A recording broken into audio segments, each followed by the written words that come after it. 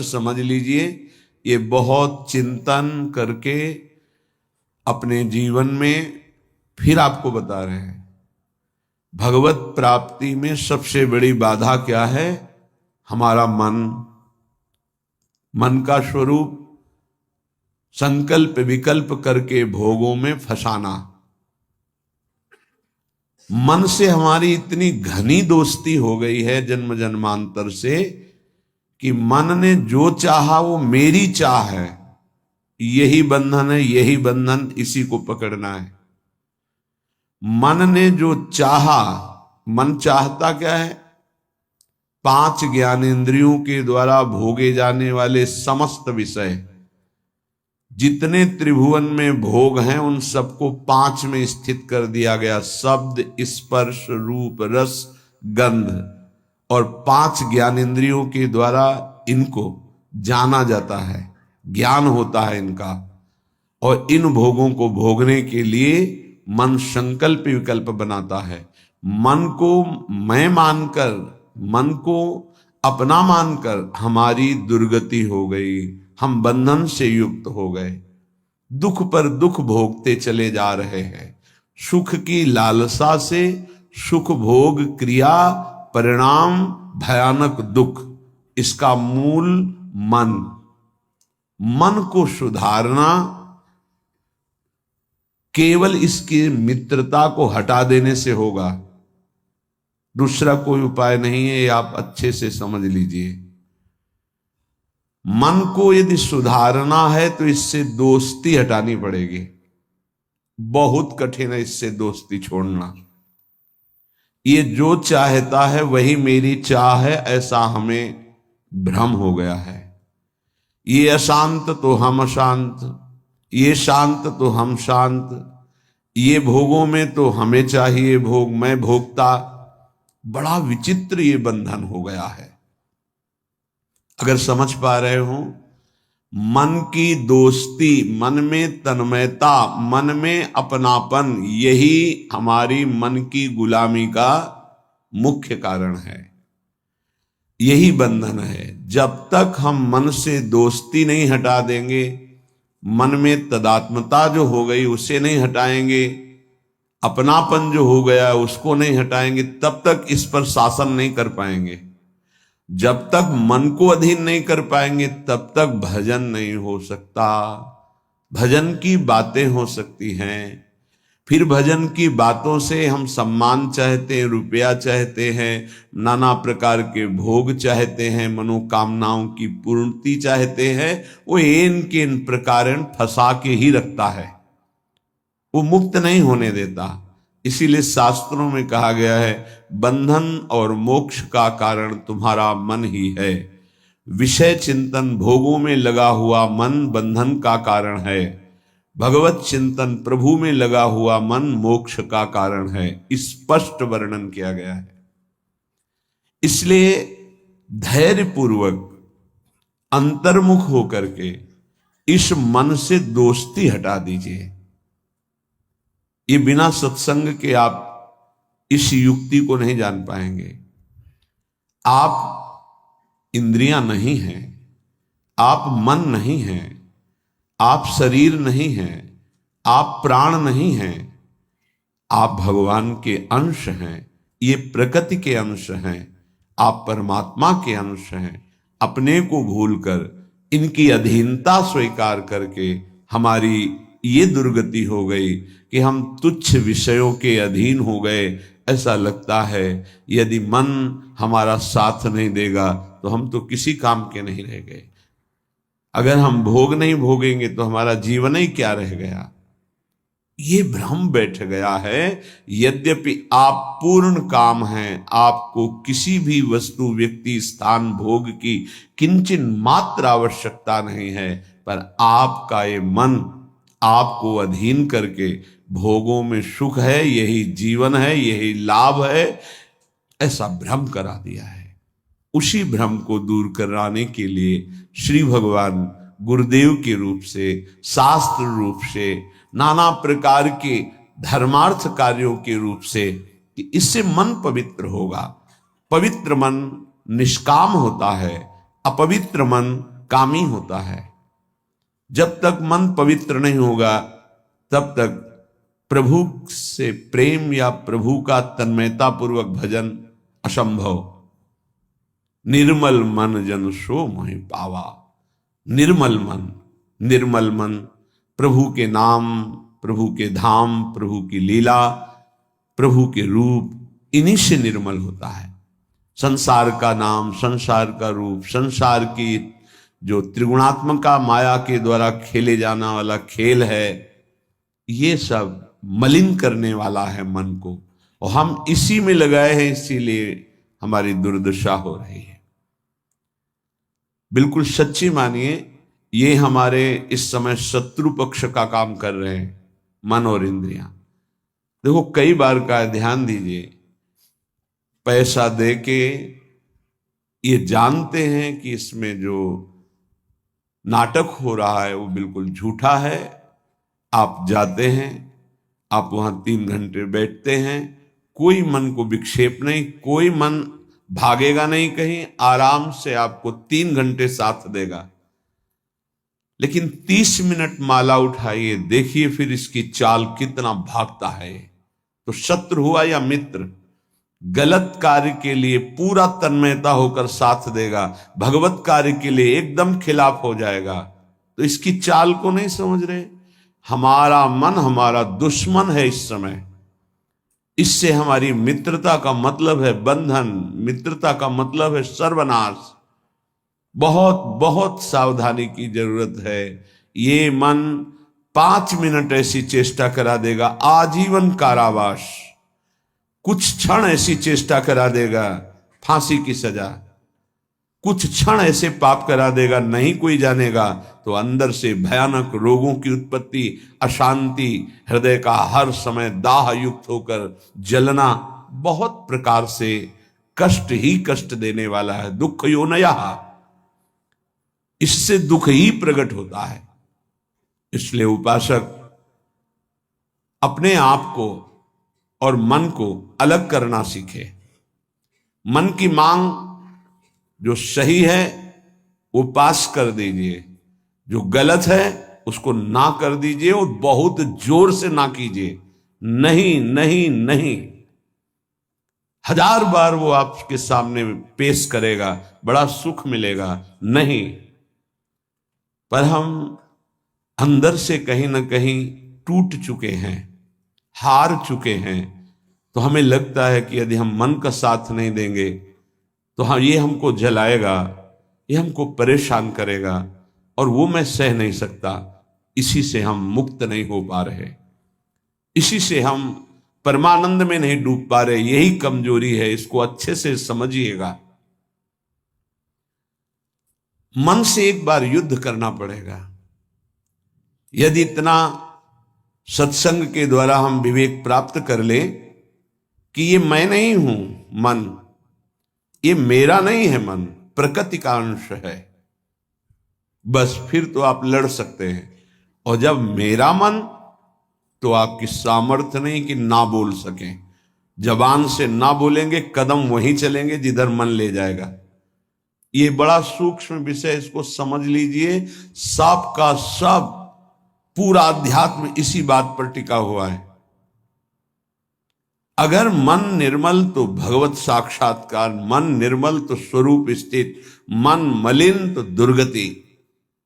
सारी साधना का फल मन को शांत कर लेना, निर्मल कर लेना, मन को अपने शासन में ले आना। पर यह तभी होगा जब इससे दोस्ती हटाए। यहां दोस्ती क्या, मन की मांग मतलब मेरी मांग, मेरी मांग मतलब अब पूर्ण ही होना चाहिए, कुछ भी हो। इसी से पापाचरण बनते हैं और मन मलिन हो जाता है। हम और मन के अधीन हो जाते हैं, वो हमें और ऐसी स्थिति ले आता है कि मेरे से कहां भजन साधन, और पूरा जीवन व्यर्थ हो जाता है। श्रीपाद प्रबोधानंद जी महाराज कहते हैं, जागर्ति दुंदभिरवः परमोत्र राधा वृंदावने वनो इति प्रकटः पुराणे तस्या विधेयमसमूर्ध महानुराग मूर्तेस् तदंगनमपोहे हरिम क्व पश्ये। हे भाई, मेरी बात सुनो और जाग जाओ। ये मोह निद्रा में तुम सो करके अपने जीवन को नष्ट कर रहे हो। क्या सोना है?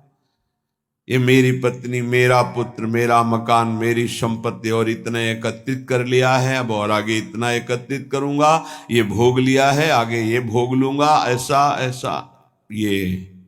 ये स्वप्न चल रहा है। मोह निशा सब सोवनिहारा, देखें स्वप्न अनेक प्रकारा। अब इस स्वप्न में इतना लंबा स्वप्न है कि हम ये जान ही नहीं पा रहे हैं कि हमको यहां से जाना है, कुछ नहीं ले जाना है। हम आए किस लिए हैं, कर क्या रहे हैं, करना क्या है, इसका समाधान ही नहीं हो पाया। बस चलता जा रहा है।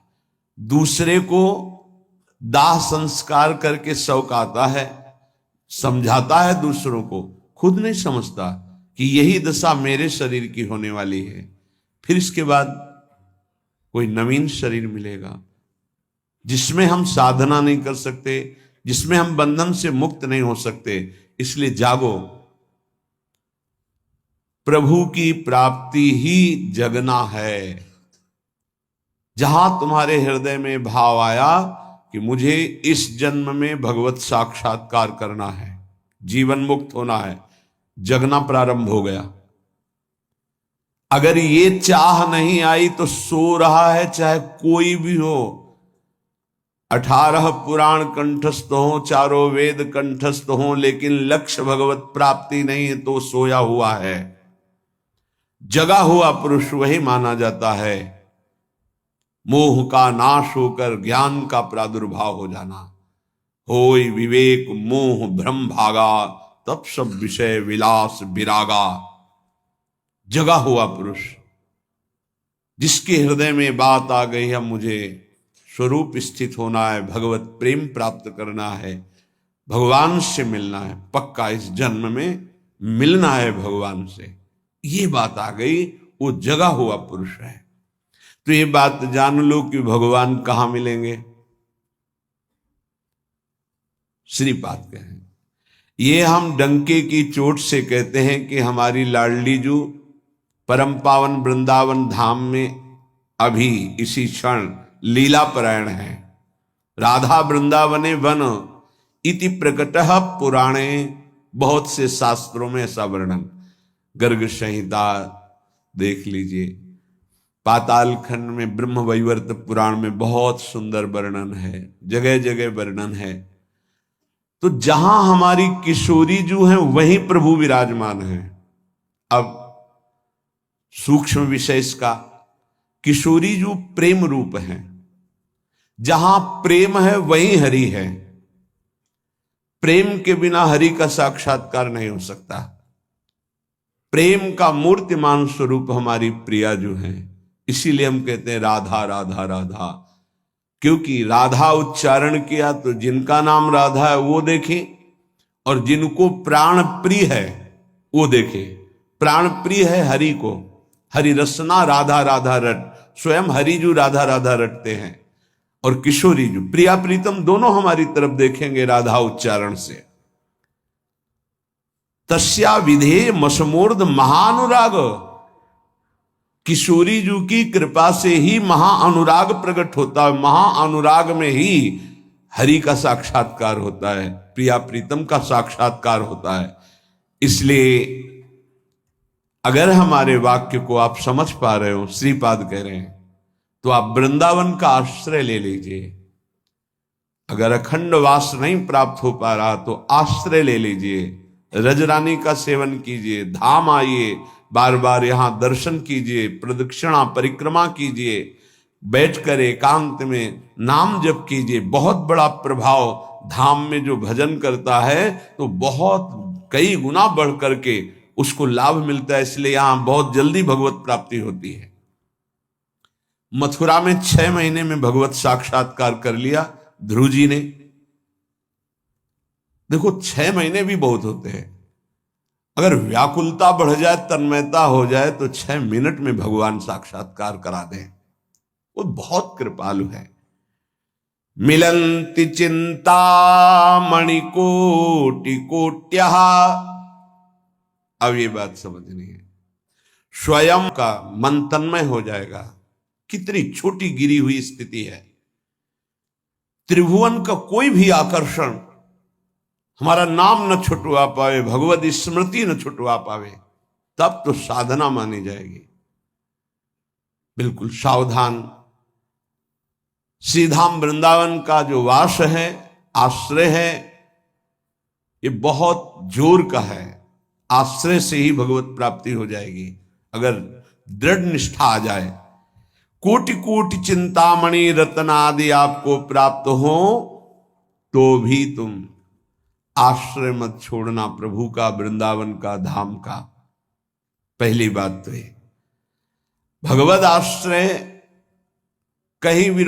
यदि आपको अखंड वृंदावन वास मिल गया है तो अब बहिर्दृष्टि में उपैति वा हरि, हरि भी वृंदावन की सीमा के बाहर आपको बुला रहे हो तो मत जाना। जैसा श्रीपाद श्लोक में लिख रहे हैं, श्री भट्ट देवाचार्य जी उसे पद में लिख रहे हैं, विपिन राज सीमा के बाहर हरिहू को न निहार, रे मन वृंदा विपिन निहार। यद्यपि मिले कोटि चिंतामणि तऊ न हाथ पसार। बिल्कुल उसी की टीका है मानो। जय श्री भट्ट धूलि धूसरतन ये आशा और, तथापि वृंदावन धूलि धूसरम न देह मन्यत्र कदापि आतु में। वृंदावन की रज से सना हुआ हमारा शरीर और अंतिम श्वास यही पूरी हो राधा, वो बात बन गई जो बड़ी बड़ी साधना से नहीं बनती। बड़ी बड़ी साधना से अंदर की खास बात है। अपने को भूल जाना और प्रभु के चिंतन में तन्मय हो जाना, यह भक्ति का लक्षण है। सब कुछ भूल जाना, अपने स्वरूप में स्थित हो जाना, यह ज्ञान का है। इसके अलावा भगवान की माया का प्रभाव है। बड़ी विडंबना है। भगवान की कृपा से जब कोई साधन बनता है तो हम भगवान की कृपा ना कह करके, भगवान की कृपा ना मान करके हम उसमें अपना अहम आरोपित कर लेते हैं। इसलिए हमारी साधना बाधित हो जाती है और हम विक्षिप्त हो जाते हैं। विक्षेप पड़ जाता है साधना में। किसी के मुख से सुन रहे थे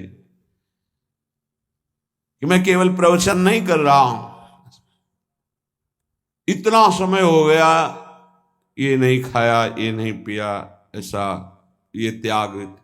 अरे ये सब देहाभिमान के अंतर्गत है, इसका कोई महत्व नहीं है। मछली जल में रह करके पूरा जीवन व्यतीत करती है केवल जल पी करके। केचुआ केवल मिट्टी खा के रहता है। कितने पंछी केवल फल खा के रहते हैं। क्या भगवत प्राप्ति हो जाती है क्या? ये साधन देह विस्मृत करने के लिए है कि जो कुछ मिला थोड़ा डाल दिया, बस नाम चिंतन, भगवत चिंतन। चिंतन इस बात का कि एक एक दिन हम प्लस जोड़ रहे हैं कि ये नहीं खाया, ये नहीं पिया, ये नहीं त्याग। ये तो प्राकृतिक क्रिया है, इसका कोई महत्व है क्या?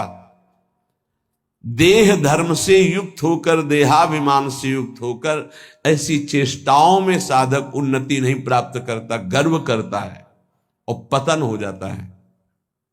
महाराज ययाति का सुकृत नष्ट नहीं हो रहा था। बड़े समय से उत्तम लोकों में विमानों से घूम रहे थे। देवराज इंद्र ने एक बार उनको बुलाया, महाराज आपने कौन सा सुकृत किया कि आपके दिव्य लोक सुरक्षित हैं, अर्थात आपका पतन नहीं हो रहा, आपके पुण्य नष्ट नहीं हो रहे। तो सभा में जब ऐसा पूछा तो अहम उदित हो गया।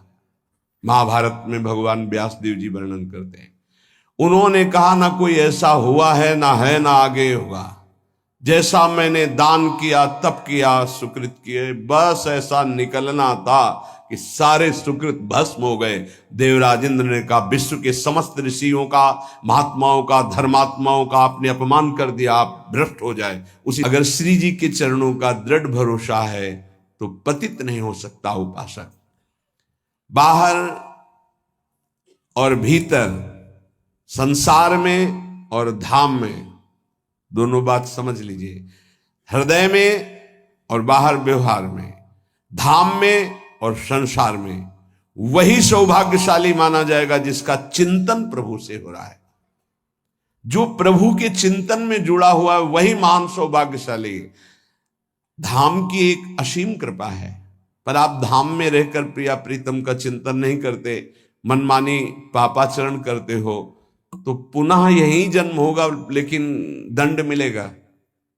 ऐसा नहीं कि आप धाम वास कर रहे हैं, मनमानी आचरण कर रहे हैं तो आपको विमान आएगा, आप नहीं, आपको यही दंड मिलेगा। बहुत विविध प्रकार के दंड है। यहां भूत भी बनते हैं, हजारों वर्ष तक भटकना होता है, जब तक कोई सिद्ध महापुरुष नहीं मिल जाएगा तब तक उद्धार नहीं होता। पर रहेंगे धाम में, भूतेश्वर भगवान जो मथुरा में विराजमान, उनके शासन में रहेंगे। यहां भी विविध योनियों की प्राप्ति हो जाएगी, बड़ा कष्ट में जीवन रहेगा। इसलिए मानव देह मिला है, कोई अपराध न बने, निरंतर भगवत चिंतन हो। और अगर ये बात आश्रय लेकर बाहर भी हो रही है